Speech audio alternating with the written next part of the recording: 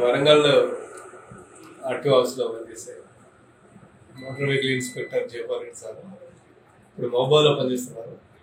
అతను ఏసీబీ అని చెప్పేసి ఒక డిఎస్పీ అని చెప్పి ఫోన్ కాల్ చేసి మీ మీద కంప్లైంట్ వచ్చింది, మీ డ్రైవరు ఇంకా మిగతా వాళ్ళంతా ఇల్లీగల్ యాక్టివిటీ చేస్తున్నారని కంప్లైంట్ వచ్చింది. వాళ్ళందరూ ఆఫీస్కి వచ్చారు, హెడ్ ఆఫీస్కి. నేను కంప్లైంట్ చేస్తున్నారు.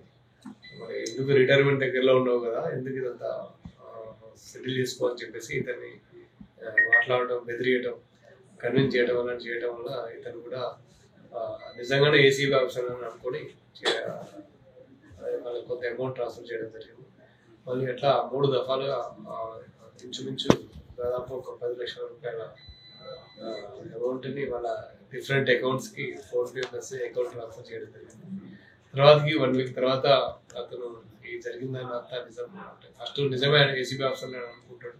తర్వాత అది కాదు అని తెలుసుకొని నిన్న సాయంత్రం రాత్రి 8-8:30 అట్లా కంప్లైంట్ చేస్తే ఇమీడియట్లీ ఎఫ్ఐఆర్ చేయడం జరిగింది.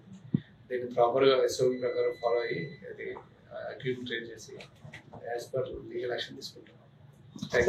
ఎప్పుడు కంప్లైంట్ చేస్తారు?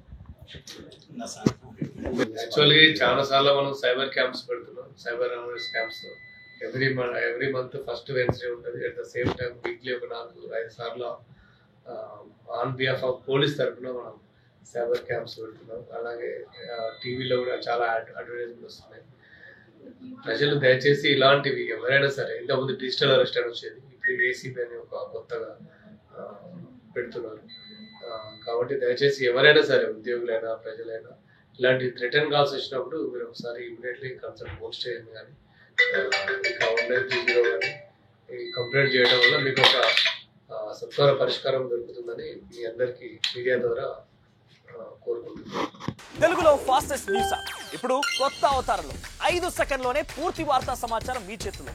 సోషల్ మీడియా ట్రెండ్స్ మీ కళ్ళ ముందుకే live TV and voice search options తో ఇప్పుడే డౌన్లోడ్ చేయండి. యాప్ లింక్ డిస్క్రిప్షన్ లో ఉంది.